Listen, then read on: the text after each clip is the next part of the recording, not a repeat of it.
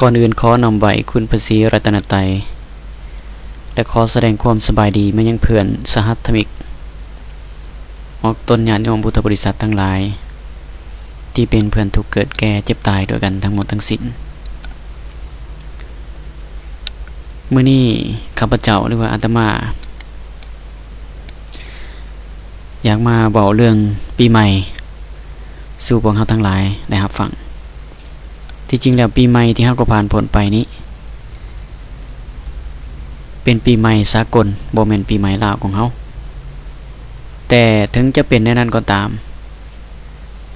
หลายๆคนก็มีความรู้สึกนึกคิดในใจว่าเมื่อเวลาฮอดยามปีใหม่แบบนี้หลายคนก็อดที่จะคิดบ่ได้ว่าตนเองมีอายุเพิ่มขึ้นตนเองกำลังเฒ่าแก่สถานการณ์ไปหรือว่ากำลังผ่านวัยใดวัยหนึ่งไปมันเป็นช่วงเวลาที่ข้ามผ่านแห่งการดำเนินชีวิตหลายๆคนก็อาจจะวนคิดไปถึงอดีตหลายๆคนก็อาจจะคิดคำนึงไปถึงอนาคตแต่สิ่งที่เฮาควรจะเฮ็ดในช่วงระยะเริ่มต้นชีวิตในปีใหม่นี้เฮาควรจะคิดตระหนักในใจว่าตอนนี้เฮากำลังเฮ็ดหยังอยู่และมันสำรวจตนเองว่าเวลาผ่านมาเฮาได้เฮ็ดหยังแน่ในการดำเนินชีวิตของเฮาในอดีตผ่านมาบางคนอาจจะเคยเฮ็ดผิดพลาดพลั้งในชีวิตบางคนอาจจะเคยบ่เอาหัวใส่ใจใส่ในการดำเนินชีวิตตัวอย่างเช่นการเฮ็ดหน้าที่เวียงานบางอย่างเขาอาจจะเป็นคนที่ขี้คร้านมักง่ายหรือว่าปล่อยปละเวลาให้ล่วงเลยไปเมื่อเป็นนั้นเมื่อเฮาสำรวจตนเองนั้นน่ะเฮ็ดแนวใดเฮาสิปรับปรุงชีวิตของเฮาให้ดีขึ้นในระยะปีใหม่ที่กำลังย่างเข้ามานี้สิ่งที่ควรจะเฮ็ดต่อไปก็คือวางแผนในอนาคตว่าปีนี้เฮาควรจะเฮ็ดหยังแน่และจะเฮ็ดหยังให้ประสบผลสำเร็จหมายความว่าทุกวันทุกเวลาควรจะเป็นวันเป็นเวลาแห่งการเสริมสร้างคุณค่าให้แก่ชีวิตการเสริมสร้างคุณค่าให้แก่ชีวิตนั้นก็มี2ลักษณะ1เฮาอาจจะสร้างบุญก็คือสร้างคุณงามความดีให้แก่ชีวิตจิตใจของเฮาเองการสร้างคุณงามความดีนี่สร้างได้2ทางหนึ่งมันเพื่อทางโลกในการดำเนินชีวิตของเฮาควรจะเป็นคนดีเฮาควรจะปฏิบัติหน้าที่เวียงานให้แก่องค์การจัดตั้งที่เฮามอบหมายที่เฮาถูกมอบหมายให้และ2เฮาควรจะปรับปรุงชีวิตจิตใจของเฮาเป็นคนที่มีจิตใจที่เบิกบานก็คือค้นคว้าในการสร้างกำลังจิตกำลังใจก็คือสร้างพลังจิตพลังใจสิ่งที่จะสร้างพลังจิตพลังใจให้เกิดขึ้นภายในตัวเฮาก็คือเฮาจะต้องเพิ่มพูนบุญกุศลรู้จักให้ทานรู้จักรักษาศีลรู้จักเจริญภาวนาอันนี้ก็คือหนทางในเส้นทางสายธรรมทุกคนสามารถเดินได้บ่เฉพาะแต่เป็นพระสงฆ์องค์เจ้าเท่านั้นจึงจะเดินตามเส้นทางสายนี้เพราะทุกคนมีชีวิตจิตใจคือกันบ่ว่าพระสงฆ์องค์เจ้าหรือว่าฆราวาสที่เป็นพ่อออกแม่ออกก็สามารถที่จะเลือกตามเส้นทางที่ตนเองควรเลือกเดินก็คือเมื่อเฮามีโอกาสได้เดินในทางโลกเฮาก็ควรแสวงในทางธรรมเช่นเดียวกันจึงจะบ่เฮ็ดให้ชีวิตของเฮาเกิดมาอย่างสูญเปล่าประโยชน์การดำเนินชีวิตที่จะเฮ็ดให้เฮามีคุณค่าที่สุดนั่นคือเฮาจะต้องสำรวจตนเองอยู่ตลอดเวลาในมันคิดในใจเสมอว่าชีวิตของเฮาเป็นสิ่งที่บ่เที่ยงแท้แน่นอนชีวิตของเฮาเป็นสิ่งที่นอนอยู่ในกฎเกณฑ์ของอนิจจังทุกครั้งอนิจจังอนัตตาก็คือกฎเกณฑ์แห่งความเป็นไตรลักษณ์อนิจจังคือความเปลี่ยนแปลงอยู่ในนอนทุกครั้งคือความทุกข์อนัตตาความเป็นของที่บ่แม่นตัวตนของเฮา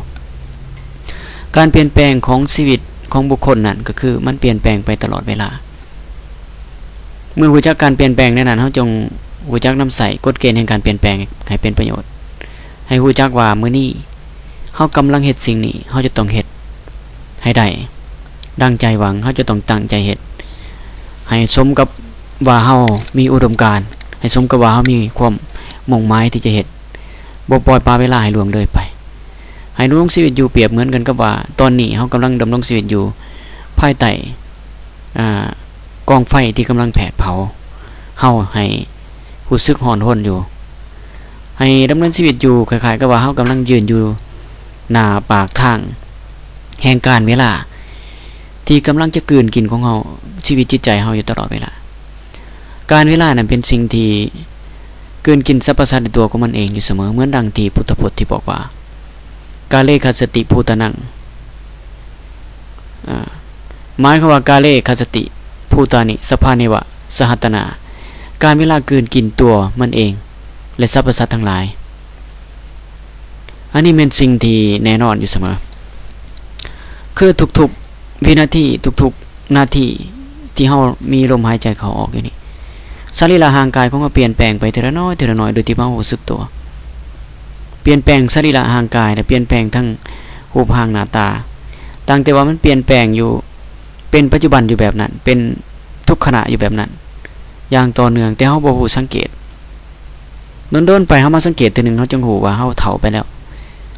วัยของเฮาเปลี่ยนไปแล้วก็สั่นวิถีชีวิตที่ควรจะกำหนดแต่พิจารณาเฮาต้องกำหนดว่าทุกสิ่งทุกอย่างเปลี่ยนแปลงไปอยู่ตลอดเวลาและเฮาดำรงชีวิตมาหอดนี้เฮาลองนับเบิ่งว่าเฮาอยู่ในโลกนี้จักวันแล้วบางคนอาจจะประมาณ6,000 วันบางคนอาจจะประมาณ10,000 กว่าวันดังอาตมานี่ก็ประมาณ10,000 ปลายกว่าวันแล้วยังอีกจักปีที่เฮาจะดำรงชีวิตอยู่ในโลกอันนี้การสั่นการเวลามันเปลี่ยนแปลงไปสรีระร่างกายของเราเปลี่ยนแปลงไปสิ่งที่สำคัญที่สุดที่เราจะต้องเฮ็ดก็คือให้เฮ็ดให้ปัจจุบันของเรานี่ให้เกิดดอกออกผลดำรงชีวิตอยู่ในขณะปัจจุบันเฮ็ดปัจจุบันให้ดีถ้าเฮาจักตั้งใจเฮ็ดหน้าที่เวียกงานในมื้อนี้ก็บ่ต้องสงสัยเลยว่ามื้ออื่นจะเป็นอะไรถ้าเฮาสงสัยในอนาคตให้เฮาเบิ่งปัจจุบันให้เฮ็ดแนวนั้นเนาะอันนี้เป็นสิ่งที่ควรจะพิจารณาในการดำรงชีวิตและสิ่งใดที่เฮาเคยผ่านผังในชีวิตให้เฮาเปลี่ยนแปลงไปเปลี่ยนแปลงได้เริ่มต้นชีวิตใหม่ทุกคนมีโอกาสได้เริ่มต้นชีวิตใหม่แต่ถ้าเว้าตามหลักธรรมในทางพุทธศาสนาแล้วทุกคนสามารถเปลี่ยนแปลงใหม่อยู่ตลอดเวลาและก็บ่ต้องรอถาว่าฮอดปีใหม่จึงสิคิดว่าเฮาควรจะเฮ็ดหยังเพราะว่าการที่เฮาจะปฏิบัติตนเป็นคนดีนั้นเฮาสามารถปฏิบัติได้ทุกวันทุกเวลาและการปฏิบัติคุณงามความดีการสร้างคุณงามความดีนั้นก็บ่จำกัดการเวลาเหมือนดังที่พุทธพจน์คำสอนของพระพุทธองค์ด้วยว่าหลักธรรมของพระพุทธองค์นั้นเป็นหลักธรรมที่บ่จำกัดการเวลาเป็นอากาลิโกแปลว่าบ่จำกัดการเฮ็ดยามใดได้ยามนั้นเฮ็ดดียามใดได้ดียามนั้นเฮ็ดชั่วยามใด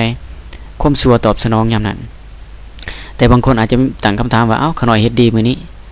ข้าพเจ้าเฮ็ดดีมื้อนี้คือบ่ทันเห็นมีหยังดีเกิดขึ้นถึงแม้ว่าผลอาจจะบ่เกิดขึ้นในทันใดแต่จิตใจเฮาเป็นสิ่งที่บันทึกเหตุการณ์ในการกระทำเฮาทุกอย่างในท้ายที่สุดนี้ให้เฮาตั้งใจที่จะดำเนินชีวิตใหม่สิ่งใดที่ผ่านผิดในอดีตก็ขอให้ผ่านพ้นไปและเตือนใจตนเองเสมอว่าเฮาจะบ่ย้อนกลับไปเฮ็ดผิดอีกแต่เฮาจะต้องดำเนินชีวิตใหม่ให้ดีกว่าเก่าให้ก้าวหน้ากว่าเก่าจึงจะสมกับว่าเฮาเกิดมาเป็นชาวพุทธพร้อมที่จะรู้ตื่นเบิกบานอยู่เสมอท้ายที่สุดนี้อาตมาหรือว่าข้าพเจ้าขออวยพรให้พรให้แก่พวกท่านทั้งหลายขอให้ท่านทั้งหลายจงมีความสุขความสงบเจริญก้าวหน้าในหน้าที่เวียกงานการศึกษาตลอดหอดความมุ่งมั่นปรารถนาสิ่งใดที่เป็นไปโดยสอบประกอบโดยธรรมขอให้ความมุ่งมั่นปรารถนาอันนั้นจงพลันสำเร็จขอให้บุญกุศลที่พวกเราทั้งหลายได้สั่งสมไว้ตั้งแต่อดีตศาสตร์จบจนหอดปัจจุบันนั้นจงมาร่วมกันเป็นตบะเป็นเดสะเป็นภรวะปัจจัยอำนวยอวยไสให้พวกเราทั้งหลาย